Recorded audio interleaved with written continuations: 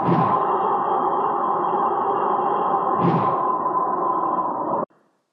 guys, this is Wireheadking, and today I'll be bringing you part 2 of the Dojo tutorial series.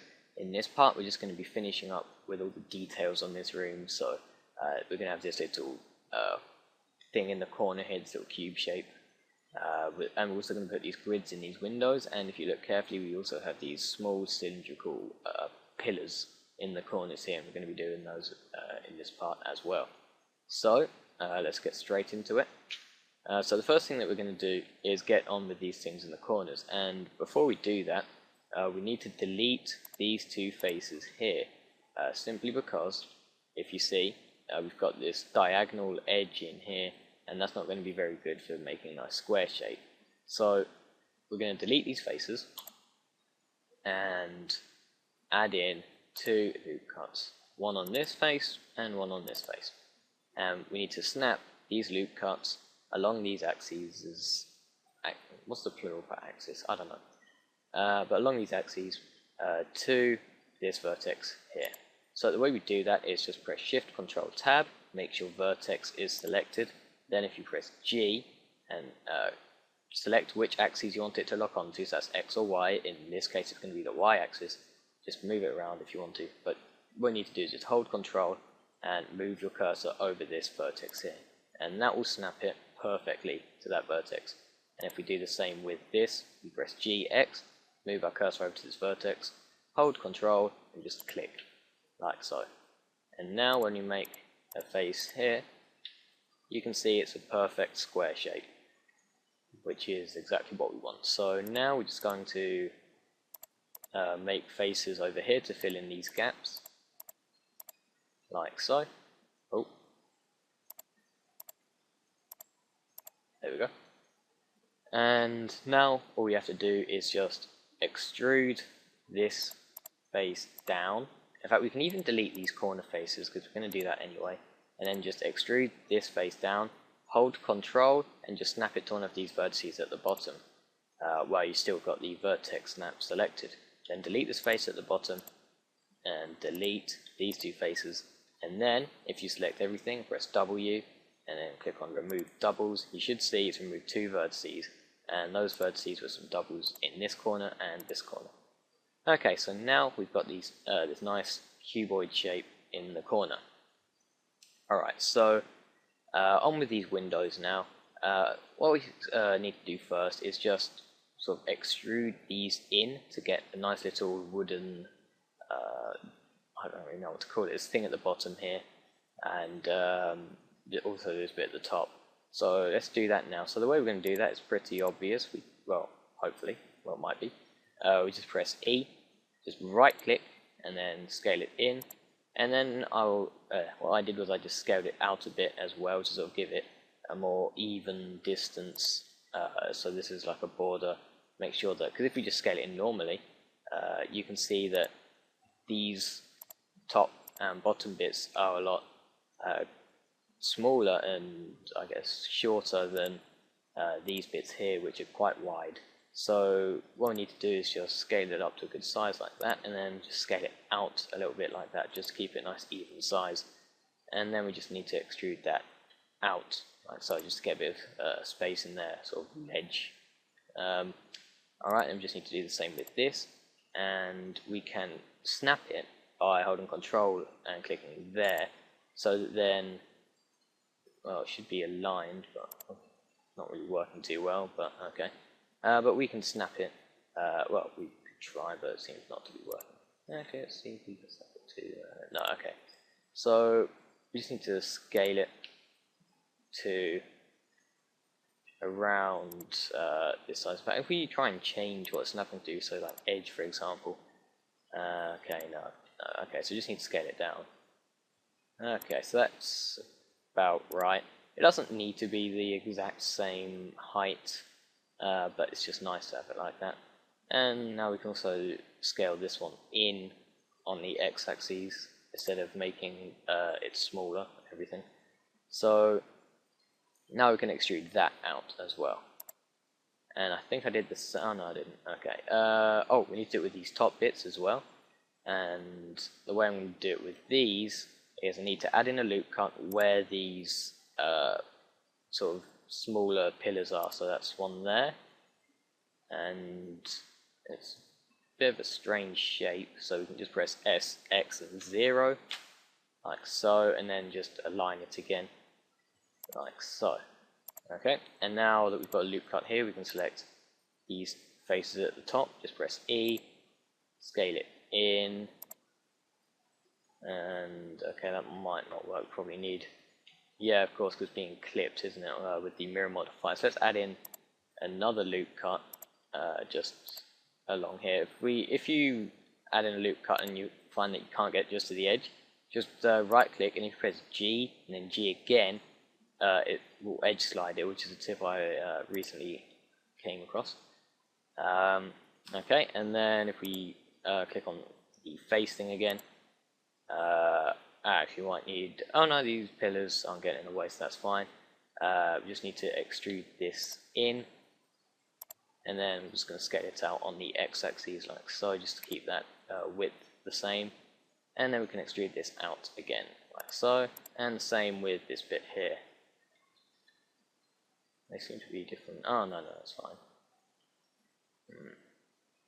Actually, you know what, we should actually just have it so that it's just one big panel. So ignore all this loop cut stuff, because in the original I just had this one big panel at the top, and that seemed to work fine.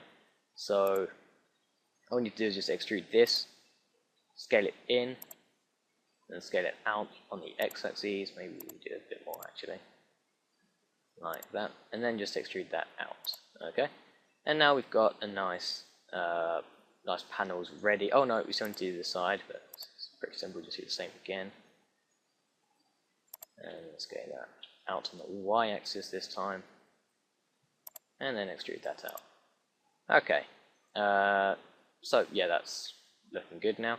Oh, what we need to do is carry on with these placeholder materials. Let's just add in another material called this window. Yeah, window. And just select all these faces that have been extruded out, and then assign the window material. And just to make sure we've got all of them correct, just make that a nice dark color, and that's looking good. So yeah, I'm going to stick with that. And something I want to change is with these big pillars, these big cube pillars, I just want to bring these out a little bit so that they're not just digging into the sides. Okay, and that's looking good. Might even just make them thinner. So yeah, let's do that. Let's just select by pressing Alt and right clicking on one of these vertical edges. Just do that with both of those. Hold Shift and then do the same with the second one. And if you press Alt S, it will then scale it by the normals. If you hold Shift, it will go in smaller increments, and we can just scale that out until it's about even with whatever these things are. These are smaller pillars here. Or you can do it so that it's even with these little beams here to make it even more precise. So something like that looks good.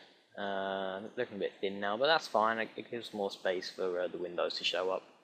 Okay, so now that we've done that, we can get on with these panels. But first of all, I just want to make the window material a little bit brighter because it's a bit off-putting. Okay, that'll do.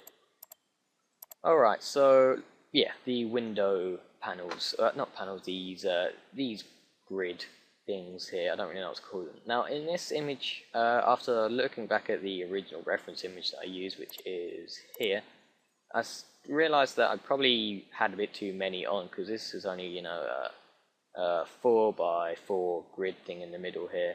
Of course you've got these little extra bits, so call that 5x4.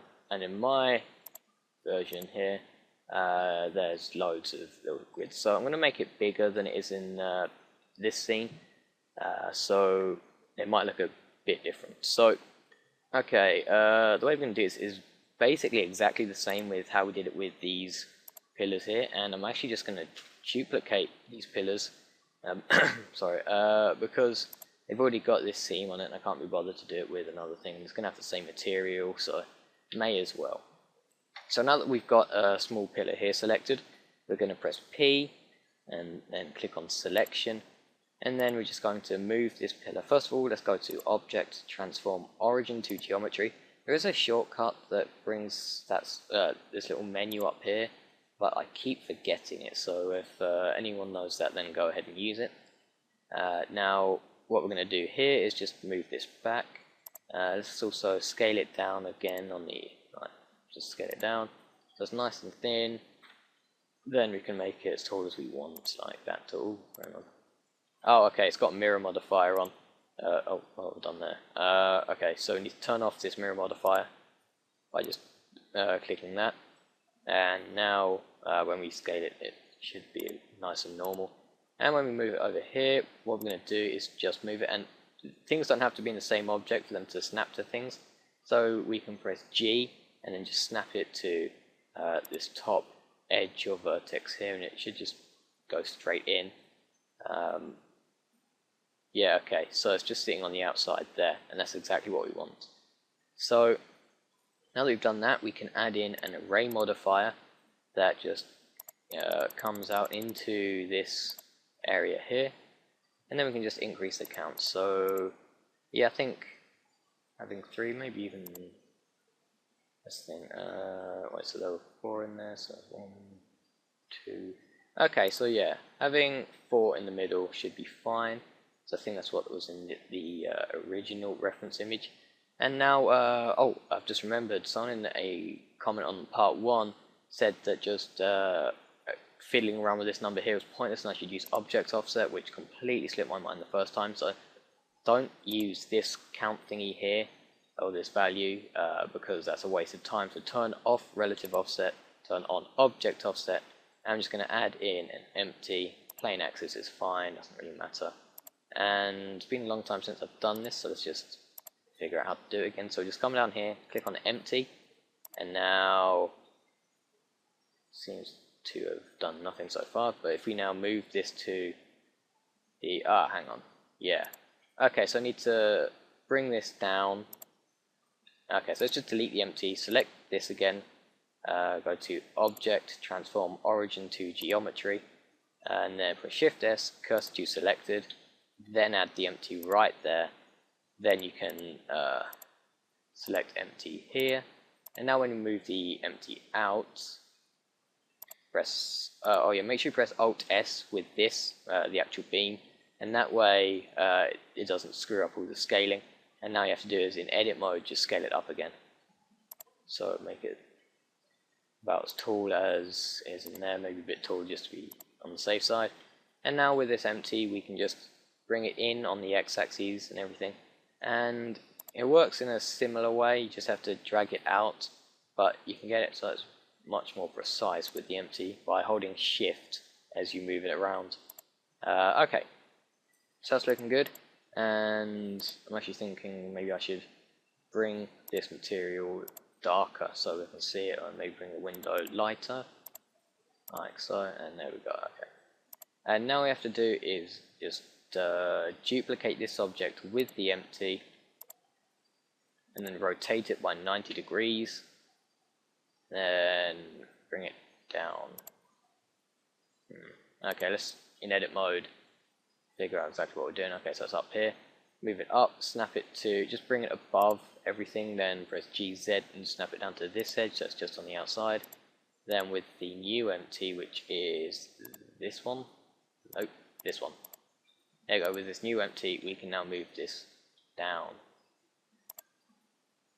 And we should maybe even add in another row, maybe. Let's just see how that looks. Let's add in, make it 7 with this, then get the empty and then bring it up. And that way it keeps everything, or these little panels, a bit more square shaped, but it doesn't have to be perfectly square shaped.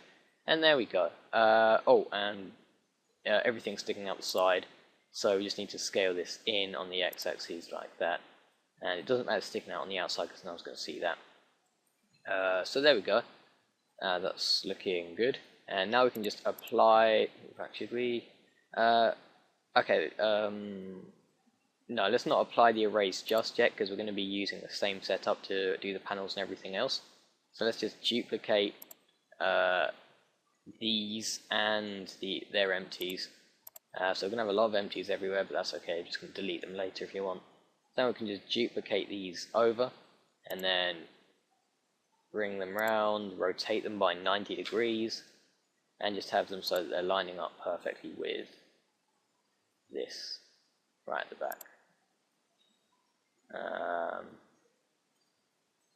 Okay, so it's okay. Right, we need to go into edit mode again with this. Snap it to that right there. I'm just going to vertex snap instead of edge snap, and then we can snap to that vertex there. Okay, and now with the empty, well, not even with the empty, we can just increase the count so that it just goes along. Just increase like so. Okay, 29 seems to be doing it for me. And now with this empty here, sorry if it's a bit confusing with all the empties, but it's nothing I can really do. Okay, so now with the empty, we need to just align on the y-axis so that it's just lined up here. Okay, and now with these horizontal ones, all you have to do is with the object just scale, or just bring it out in edit mode, just these end vertices, just bring them right out, and there we go. We now got more of these panels, but it doesn't look like they're quite aligned horizontally, so let's just in edit mode bring this object up to the top here, which it should already be, just to there, and then okay, yeah, that's fine. Alright, so we've got these panels in for here. Now we just need to do these ones at the top, and I'm only thinking we could only get about 2 horizontal panel grid lines. I don't really know what to call them. These things, I don't think we can fit about 2 in, so we need to duplicate this array set up again. So we need to get these horizontal and vertical ones, and their empties. Another one is there, I think. Okay, so just duplicate this, then move it over here to this side window, and there's actually no need for us to fiddle around with anything, just move it accordingly. So then let's just bring that up. Okay, we can only fit about 1 in, so there's a few of these, there's just two rows, and wait, yeah, 2 rows and however many columns that is. Okay, and you just snap that in there. You could snap this in edit mode, but yeah, probably do need to. Okay, so go into edit mode with these new ones, and okay, this might be a bit awkward because some things are in the way, but with GY, just snap it to this upper corner vertex there, like so, and then we can use the empty to, where is it? This one. And then in side view we can line it up again to wherever it gets lined up. Oh, there we go, the top. Right. Just line that up like so. And then with these horizontal ones again, we can just bring out the sides. Okay, so we may as well just clean up this this one up here, because there's loads of grid lines up here that we don't need. So we can apply these these array modifiers, and let's not do it with these vertical ones though, just the horizontal ones. And now we can just move these vertical ones in so that they fit the scale more, and then with also with the oh no, leave it for now.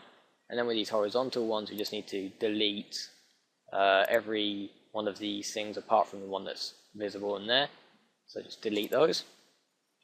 And now, actually, we've got a mirror modifier in, so we can actually apply these here, and then just delete these 2 at the end, because all they're going to cause is overlapping problems later. Alright, and we may as well do it with these ones down here as well, now that we're finished with them. So again, just delete the ones at the ends. Did we apply that? Yeah, okay, and may as well do the ones at the top as well. Oh wait, we need to apply that. and one to the top and the bottom. I don't think I aligned that one perfectly though, so okay, top and oh no, apply and delete the top and the bottom. It's a bit of a tedious task doing this final bit, but it's sort of needed in a way. So let's delete that and that. Okay, and now I think we can join up all of these objects, all of these array things. Probably best to do it in wireframe so you can easily select them all. Then press Ctrl J, then select the room, and then press Ctrl J with that. Yeah, let's do that. Sorry, I've got a bit of a locked up throat today. Alright, so that's looking good. We can now get these ones up here. No, it's fine. Just go into front view. So just select all of these bits coming out the bottom there. Press Ctrl L. That'll select all the vertical ones. And then if we just select this little bit in the horizontal one, press Ctrl L. That then selects the horizontal one. And now we just need to duplicate this, move it out, so then we can rotate it without worrying about clipping. And then we can just move it in with the normal front view, and just get it so that it's lining up roughly like so. Okay, and now we can delete these bits coming out at the end like so, and then just bring this in. Okay, so we've and let's just bring these back as well, with this,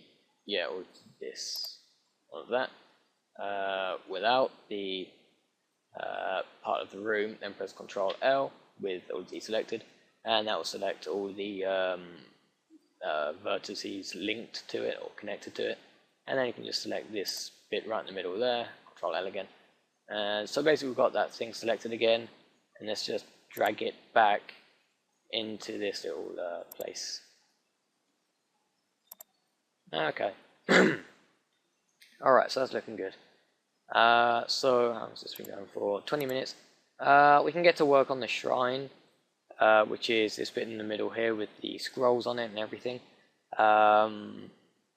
It's really simple, really. So the way we're going to do this. We've applied it all. Okay.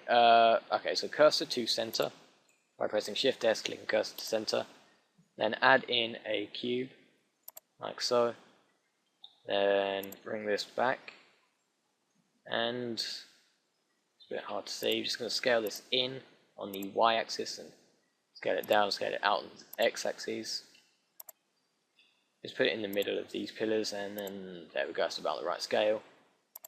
And that's the main shrine. It's a pretty bad looking shrine. It's nothing too special. It's just a plank of wood with a picture on it, because most dojos have got scrolls and these pictures of the founders, and this picture here is just something I got from Google Images. It was the best thing I could find. I don't remember what I searched in the end. It's probably Chinese warrior or something, or Japanese warrior, I don't remember. It's sort of a Chinese and Japanese dojo. Okay, so yeah, we've got this in. Just bring that forward, and let's give this a new material, unless no, I think it's got its own material. We go into the materials here, and then a new one, call it Shrine Wood. Okay, and now for the picture. Actually, all these details could take a while. We can start with this picture frame though. So the way I did that was I just added in a cube. Actually, no, I added in the image as a. Oh, wait, no, I didn't for this one. Okay, so I'm just gonna scale this cube down on the y-axis by quite a lot. Let's just scale it down. Anyway, scale that down. Alright, so the picture just fits nicely into the shrine there. Even make it smaller. And it's a bit longer than it was wide. And I ended up fiddling around with this just to get the image looking normal. And you can just add images plain. but it's a bit, sometimes it's just best to just fiddle around with it, because from the full image you could barely see the proportions were just slightly wrong. It looks a bit fat in that picture. But I'm just going to keep it a rough size for now, because when I put the textures in I'll change it. So let's just put that, make sure it's in the shrine a little bit instead of just sticking out. Okay. And now with face select, you can select this face coming out the end here, press E and scale it in, and yeah, there we go. And now we can extrude that in on the Y axis. So just bring that in like so, and make sure that's not in the shrine. I got a bit of space, we can just bring that there. And I'm going to give this a separate material. I'm going to call this picture and assign that, and also the same with the rest of this apart from the picture. So just select this picture frame by just selecting one face and pressing Ctrl L, and then select the picture material and then click deselect, and then get rid of that face in the middle. Then add in a new material, call it picture frame, like so. And okay, I think I did have some material on it in the end. Okay, so that's looking fine. You may as well get into this this thing that's pinned to, like the way it's pinned onto it. Okay, so let's first of all just make these materials a little bit different so I can see everything. Okay, I'm actually going to make this a bit smaller now, because okay, so just bring it down, make it a bit smaller if you have to, so there's a bit of space at the top. And for the nail, because I don't even think you can see it, but there's a tiny nail in there. You don't actually need to make it, because like, I couldn't notice it at all. In fact, I just realised you could use the nail add-on. Originally I just modelled it, but I think there's a nail add-on. Just go to user preferences, search for nail. Hang on, what's it called? Pretty sure it's called nail. But there's some add-on that made a pretty cool nail, nail effect. But yeah. Okay, so just make it ourselves. It's really simple. Actually, we may as well just go to Object, Transform Origin to Geometry right here, and that way we can then press Shift S curves to select to make things easy. Okay, so we're going to add in UV sphere, press T, and just give this something really small, like 4 by 4 or something, and then just delete the bottom half of this sphere, which is a bit annoying because some of it overlaps with the object. Okay, so delete that bottom half of it, and then I think I just got this bottom loop, extruded it, scaled it in, and extruded it down, put a face in the end. Pretty simple design. Then just rotated it on the x-axis by 90 degrees, scale it in. So it's really small because, nails tend to be small objects. So something like that. Okay. And like I said, this is really for details like high resolution renders, because I didn't even show up on this, which was a 1920 by 1080 render. Oh wait, no, is this one there? Yeah, it is. Yeah, this is the 1080 version. But if you're going for like a 4K render or something, then it might pick up this. I'm not too sure. Okay, so that's in the shrine. I'm going to give this a nail material. Assign that, and then may as well just for the nail, go into edit mode and press smooth, which is somewhere there. It is, and that way it's got smooth shading. Although like I said, it's just a tiny detail. But what isn't a tiny detail is this bit of string that it's on. And let's actually just make that nail completely black so I can see it. The string was just not very well made. It was just a cylinder rotated by 90 degrees. Oh, actually, it's got too many vertices. Let's just add that in again. So cylinder, give it, I don't know, 4 vertices. Then rotate it by 90 degrees. Scale it, along the x-axis by quite a bit, and scale it down. And just center it. I don't know, make it nice and thin even further, and then okay, all we have to do is just line it up with this picture frame here, get it to the right width by scaling it down on the normals.